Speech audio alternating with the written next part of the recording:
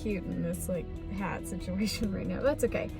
Welcome to part 2 of day 8.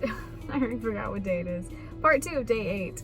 I'm actually in my car. I just kind of pulled off to the side so I could do this before I continue on. I'm going to get Sadie from Doggy Day Camp, so I wanted to get this recorded before I picked her up and had her back in my life. We're doing number 10 in the book, Running Through Life's Hurdles. I thought this is a pretty good one. The verse is from James chapter 1, verses 2 through 4.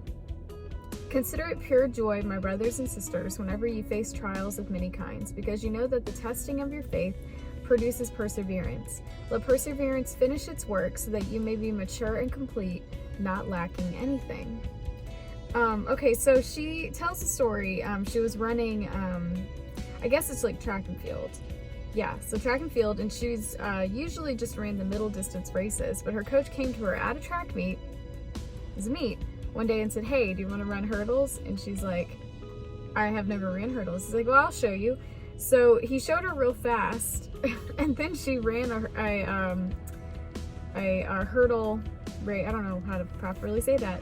A race with hurdles for the first time at a race. But she said she fell in love with 300-meter hurdles.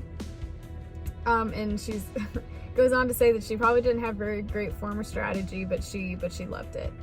And then later, there was another teacher who had ran hurdles in college that helped to teach her proper form, and was telling her how instead of, jumping over the hurdles as she ran, she needed to run through them, just like glide over them instead of like jumping, and it would help her speed. And so she relates this to how hurdles are like obstacles and challenges we face in life. And sometimes it's really hard to approach life's hurdles with joy. Yep. So much.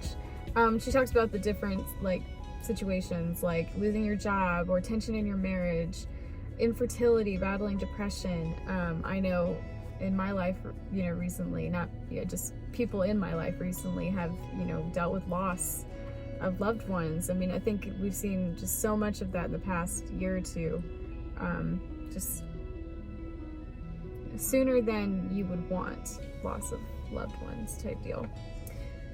And she says, when we see hurdles in the lane in front of us, we can get caught up in thinking about the worst case scenarios and the hardships to come.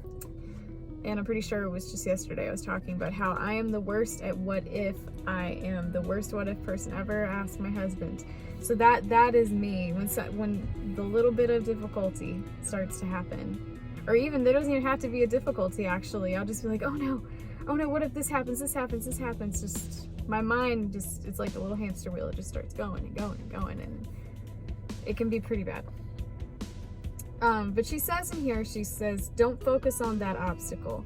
Keep your eyes on the horizon and run through, just like her second teacher that helped coach. Instead of looking at that hurdle, she kept her eyes on the finish and just, ran through the hurdles instead of over them, And so that's how she's relating it.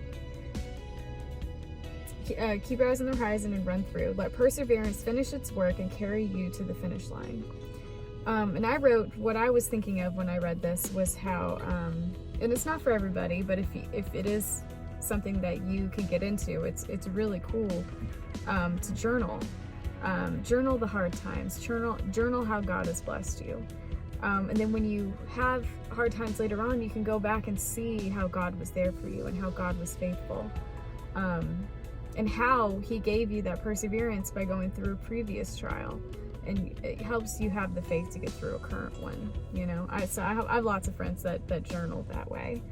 And the other thing you can do, like I've said, and I think almost everyone, is read the Bible, because all through it's how God was there for his people and got them through challenges, and that's his promise that he's going to be there for us. Important to read his word.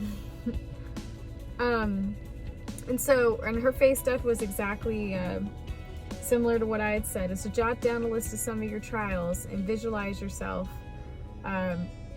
overcoming those trials. Visualization, which we're going to talk about in a second, is a very cool tool and really, really does help.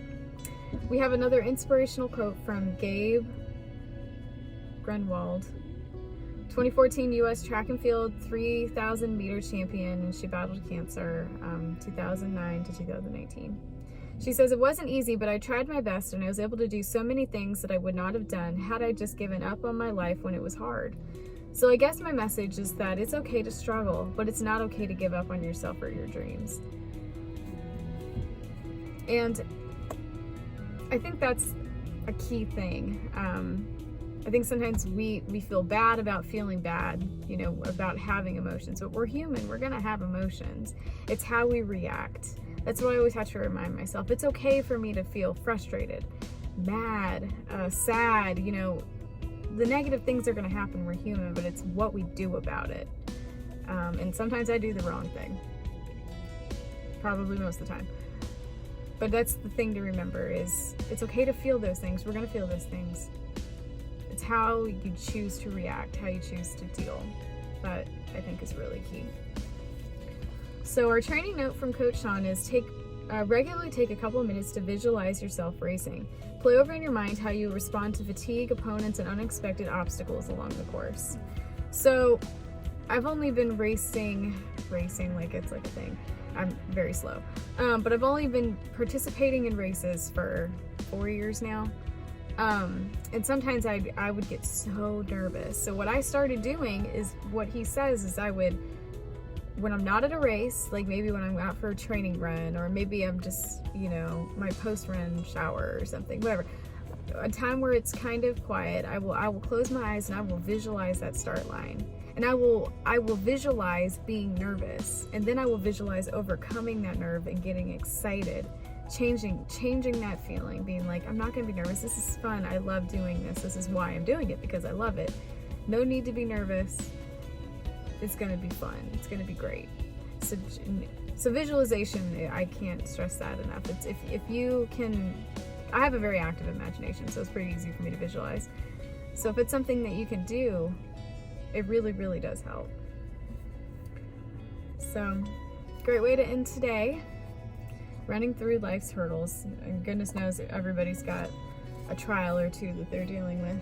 So let me get on the road to go pick up my puppy, and I hope everyone had a great Thursday. Hey, the weekend's here, and I hope it's gonna be warmer where you are than how it's gonna be this weekend. So I will see you tomorrow.